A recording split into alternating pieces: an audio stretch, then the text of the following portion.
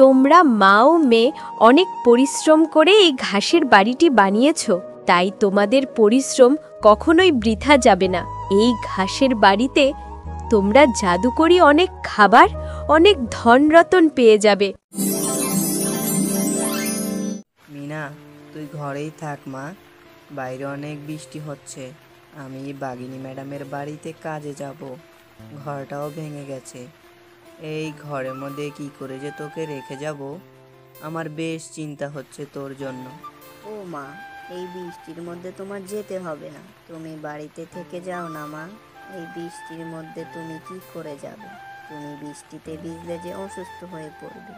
আজকে কাজে যেতে হবে না মা। না রে মা, এই কথা বললে কি আর হয়? কাজে যেতেই হবে, না হলে খাবো কি? আর এই বর্ষার সিজনে যে বৃষ্টি হতেই থাকবে, তাই বলে কি বাড়িতে বসে থাকা যাবে রে মা?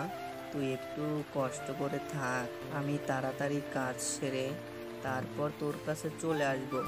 আচ্ছা ঠিক আছে মা, তুমি সাবধানে যেও। এই বৃষ্টির মধ্যে আমাদের ছাতাটাও ভেঙে গেছে, তোমাকে যে ভিজে ভিজে যেতে হবে। তুমি কিন্তু সাবধানে যেও মা।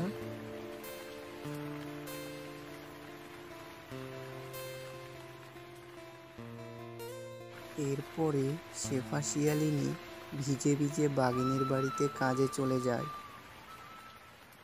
এই শেফা, এত দেরি করলি কেন রে? প্রতিদিন এইভাবে দেরি করে কাজে আসলে কাজগুলো কখন শেষ করবি তুই? ম্যাডাম, বাইরে প্রচণ্ড ঝড় বৃষ্টি শুরু হয়েছে, মেয়েটাকে একা একা বাড়িতে রেখে এসেছি। তারপর পথে এত বৃষ্টি ছিল, এই জন্য আসতে দেরি হয়েছে। আপনি চিন্তা করবেন না, আমি সময় মতন সব কাজ সেরে ফেলবো। আচ্ছা ঠিক আছে, যা রান্নাগুলো শেষ করে আমার বাগানে ঘাসগুলো পরিষ্কার করবি। আগাছাতে আমার বাগানটা নষ্ট হয়ে যাচ্ছে, ঘাসগুলো সুন্দর করে কেটে নিবি। আচ্ছা ঠিক আছে ম্যাডাম, আমি রান্নাবান্না সব কিছু সেরে নিচ্ছি, কিন্তু ঘাস কাটার কাজটা যে আমার না, ওটাও কি আমাকে করতে হবে? আর আমি ওটা করে দিলে আপনি আমাকে বাড়তি কিছু টাকা দিয়ে দিয়েন। আরে শেফা, মাস গেলে তোকে মাইনে দে, আবার বলছিস ঘাস কাটতে পারবি না? তোকে যেই কাজ করতে বলবো সেটাই করবি, এত বাহানা করবি না। এইখান থেকে যা তো, আমাকে আর জ্বালাবি না, আর কথা বাড়াবি না। এরপরে শেফা শিয়ালিনী বাঘিনীর কথা মতো রান্না করতে থাকে, আর রান্না শেষ করে সে বাঘিনীর বাগানে ঘাস পরিষ্কার করতে থাকে। বাঘিনী ম্যাডাম, আমি আপনার বাগানের সব ঘাস পরিষ্কার করে দিয়েছি, আর আপনার সব কাজও সেরে ফেলেছি। এখন আপনি আমাকে যদি কিছু টাকা দিতেন। আরে শেফা, কিসের টাকা চাইছিস? মাস এখনো শেষ হয়নি। আমি জানি ম্যাডাম, মাস এখনো শেষ হয়নি, কিন্তু আমার ঘরের চালাটা যে ভেঙে গেছে, মেয়েটাকে নিয়ে বৃষ্টির মধ্যে থাকতে খুব কষ্ট হচ্ছে। আপনি যদি কিছু টাকা দিতেন, তাহলে ঘরের চালাটা সারার ব্যবস্থা করতাম। আপনি মাস শেষ হলে আমার বেতন থেকে কিছু টাকা কেটে রাখবেন। না রে শেফা, আমার কাছে কোনো টাকা নেই, মাস শেষ হলেই টাকা পাবি। আমি তো আর তোর জন্য টাকা নিয়ে বসে থাকি না, যে তুই টাকা চাইলেই আমি তোকে দিয়ে দেব।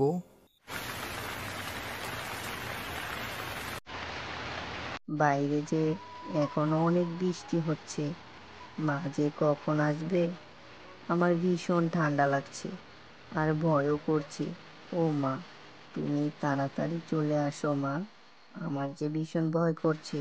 ওই তো দেখছি মা চলে এসেছে। এত দেরি করলে কেন মা? হ্যাঁ রে মা, বাগিনী ম্যাডামের বাড়িতে আজকে অনেক কাজ ছিল, তারপর বৃষ্টির জন্য যেতেও দেরি করেছি। তোর খুব কষ্ট হয়েছে তাই না? আমি এখন এসে গেছি, আর কোনো ভয় নেই। হ্যাঁ মা, আমি অনেক ভয় পেয়েছি। দেখো না, বাইরে কত বিদ্যুৎ চমকাচ্ছে, আর তোমার গাটাও তো ভিজে গেছে মা। তুমি তাড়াতাড়ি তোমার গাটা মুছে নাও, আমার খুব খিদে পেয়েছে। আমার লক্ষ্মী মেয়েটা, আমার কত খেয়াল রাখিস, ওকে আমার একা রেখে যেতে খুব কষ্ট হয় রে মা। কিন্তু কি করব বল, যদি কাজে না যাই তাহলে তো মা ও মেয়ের না খেয়ে মরতে হবে। আচ্ছা মা, ঠিক আছে, চলো চলো, আমরা খেয়ে দিয়ে ঘুমিয়ে পড়ি। তোমার শরীরটাও তো ক্লান্ত, সারাদিন কত কাজ করেছো। এরপরে তারা মা ও মেয়ে ঘুমিয়ে পড়ে, আর রাতে তাদের ঘরের চালা ফুটো হয়ে পানি পড়তে থাকে। মা, দেখো না, আমাদের ঘরের চালাটা ফুটো হয়ে কত পানি পড়ছে। হ্যাঁ রে মিনা, তুই তো ঠিকই বলেছিস। এইভাবে যদি পানি পড়তে থাকে তাহলে যে পুরো ঘরটা পানিতে ভরে যাবে। এখন যে কি করব? বাঘিনী ম্যাডামের কাছে কিছু টাকাও চাইলাম ঘরটা ঠিক করানোর জন্য, কিন্তু কোনো টাকাই দিল না। ও মা, তাহলে আমরা কি করে ঘুমাবো বলো? আমাদের বিছানার উপরে যে পানি পড়ছে, এইভাবে পানি পড়তে থাকলে ঘর যে ভাসিয়ে নিয়ে যাবে। তুই চিন্তা করিস না রে মা, আল্লাহ নিশ্চয়ই একটা ব্যবস্থা করবে। একটু কষ্ট করে আজকের রাতটা ঘুমিয়ে যা, কালকে কিছু একটা ব্যবস্থা করে নেব।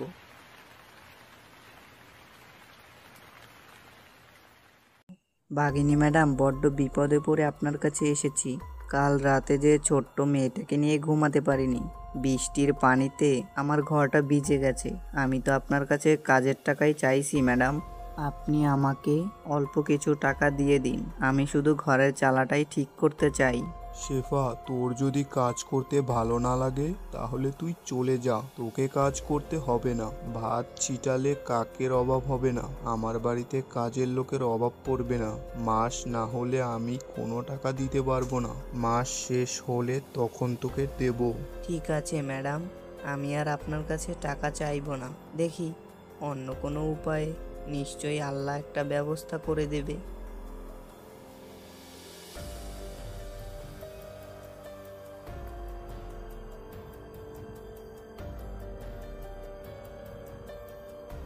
বাঘিনী ম্যাডামের এই বাগানটা কত সুন্দর, আর কতগুলো ঘাসও জড়ো হয়ে আছে। এই ফুল আর ঘাসগুলো দিয়ে কি তাহলে আমি কিছু একটা করতে পারবো? হ্যাঁ, আমাকে কিছু একটা করতেই হবে। এইখান থেকে ঘাসগুলোকে নিয়ে আমার ঘরের চালাটা মেরামত করব। যদি আমার মেয়েটাকে নিয়ে ভালো করে রাতে ঘুমাতেই না পারি তাহলে যে মেয়েটা অসুস্থ হয়ে পড়বে। এরপরে শেফা শিয়ালিনী কিছু ঘাস নিয়ে তার বাড়িতে চলে যায়।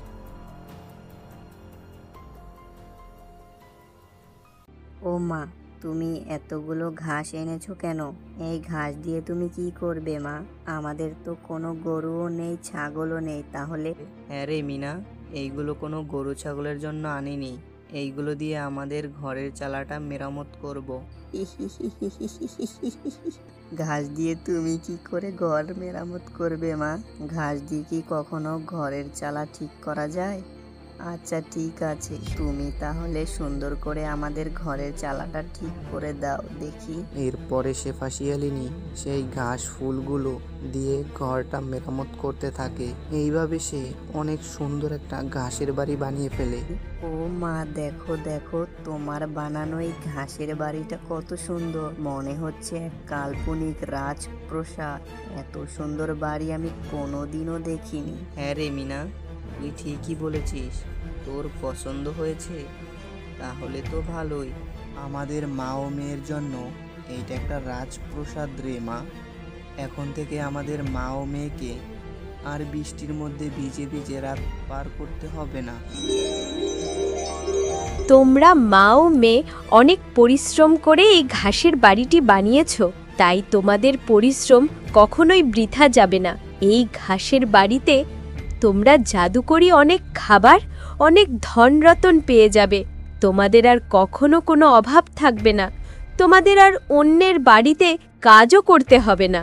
আরে, এই গাছের বাড়িটা তো দেখছি কথা বলছে।